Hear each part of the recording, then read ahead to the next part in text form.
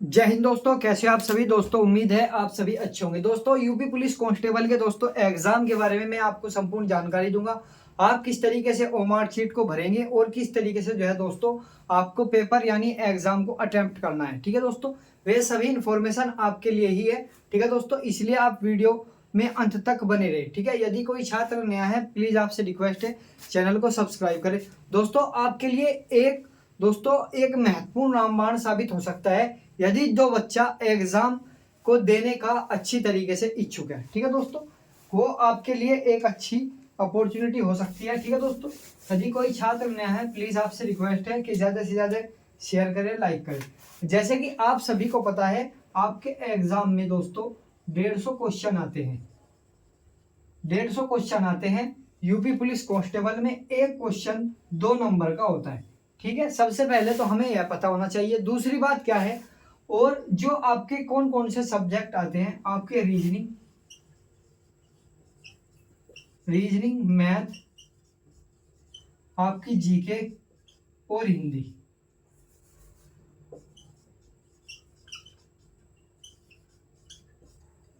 ठीक है दोस्तों, ये 4 सब्जेक्ट आपके जो है एग्जाम में आएंगे। कौन सा सब्जेक्ट कितने नंबर का आएगा वो भी मैं आपको बता रहा हूं।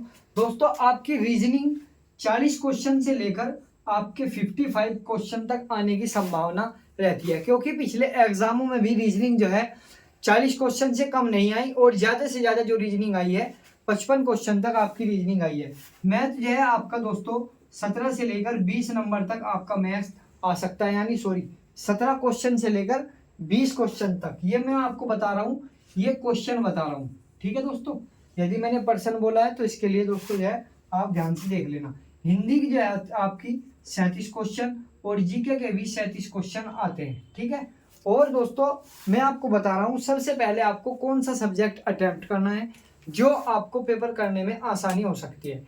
इस बात का आप जो है खास तौर से ध्यान दें। सबसे पहले दोस्तों आसान सब्जेक्ट को करना है, क्योंकि जब आपका पेपर में करने से पहले कॉन्फिडेंस बन जाएगा तो दोस्तों आपके 10 या 5 क्वेश्चन ऑटोमेटिक ही सही हो जाते हैं जब आपका कॉन्फिडेंस बन जाता है। इसलिए आप सबसे पहले रीजनिंग को करें, यदि किसी ने रीजनिंग को पढ़ा अच्छे से। ठीक, फिर आप जो है दोस्तों हिंदी को करें। हिंदी को करने के बाद फिर आप मैथ को करें।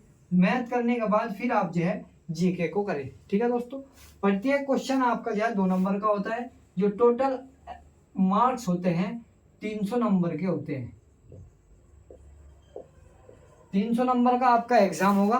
300 नंबर में यदि किसी बच्चे ने आपका पेपर का लेवल यदि हार्ड है तो कम से कम दोस्तों जो है आप 100 क्वेश्चन करने की कोशिश करें। यदि आपका पेपर का लेवल मीडियम है तो 110, यदि इजी है, पेपर का लेवल इजी है तो कम से कम दोस्तों 120 क्वेश्चन करने की कोशिश करें। ठीक है, ये क्वेश्चन सही करें। ठीक है, यदि कोई बच्चा मीडियम है, यदि होशियार है, अच्छा है, तो दोस्तों उसके लिए वो अपने हिसाब से कर सकता है। 10 या 5 क्वेश्चन ही फालतू कर सकता है।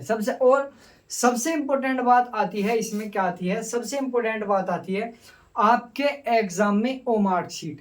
ओमार्क शीट को भरने से पहले एक बात का हमेशा ध्यान रखें, जब आप अपने पेपर को कम से कम 70% अपने पेपर को जो है यानी सोल्व कर ले, उसके बाद ही आप अपने दोस्तों जो है ओमार्क शीट में जो आपके पास ओमार्क शीट मिलती है गोले भरने के लिए वो भरना शुरू कर दे, क्योंकि आपको एक गोले को भरने में कम से कम 10 सेकंड का समय लगता है। इसलिए आप उसी आधार पर देख सकते हैं 150 क्वेश्चन हो गए। 150 क्वेश्चन यदि आपने पूरे किए हैं तो कोई दिक्कत नहीं है, लेकिन इसमें निगेटिव मार्किंग का भी आप ध्यान रखें। 1/4 आपकी निगेटिव मार्किंग होती है। ठीक है दोस्तों, यदि आपने 10 सेकंड लगे तो 150 क्वेश्चन को भरने के लिए यानी आपको 1500 सेकंड, 1500 सेकंड बटे 60 यानी 6 दूनी 12, और यानी आपको 20 से 25 मिनट के लगभग आपको इन गोलों में भरने में लग सकता है। इसलिए आप पेपर को करने से पहले जब आपके पास कम से कम 20 मिनट रह जाए, यानी सॉरी दोस्तों 20 मिनट तो उनके लिए है जो पेपर में कुछ गोले पहले भर सके। ठीक, कम से कम जब आपके पास 25 मिनट रह जाए जब आप गोले भरने शुरू कर दें। इसलिए मैं आप सभी से कह रहा हूँ 10 सेकंड उस बच्चे को लगते हैं जो दोस्तों क्या है आराम से भरता है।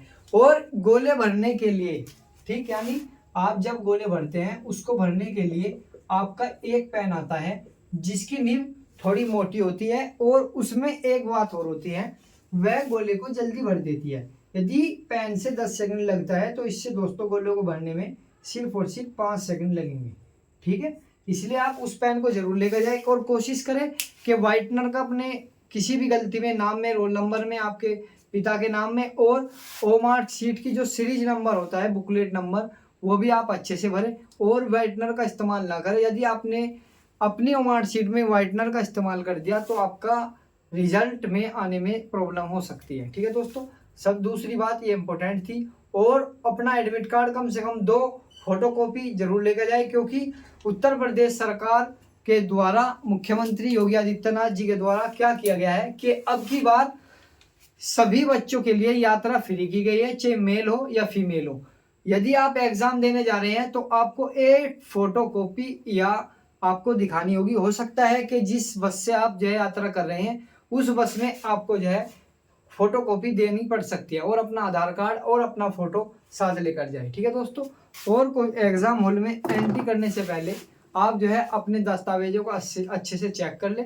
जो आपकी डॉक्यूमेंट्स के लिए एंट्री होती है, अपना आधार कार्ड और पैन और एडमिट कार्ड, 3 चीज आप ले जा सकते हैं। अपना आधार कार्ड और आपका पैन कार्ड जो भी है, आपको जो है एक प्रोविजनल आईडी होनी जरूरी है, और अपना एक प्रोविजनल एडमिट कार्ड जो आपके एग्जाम में आएगा। ठीक है दोस्तों, और एक सबसे बड़ी खास बात क्या है, अब की बार यूपी पुलिस कांस्टेबल में वे बच्चे भी उपस्थित हो रहे हैं जिन बच्चों ने 17 और 18 फरवरी में जो एग्जाम हुआ था उसमें पेपर नहीं दिया। उनके लिए बहुत ही अच्छी खुशखबरी है।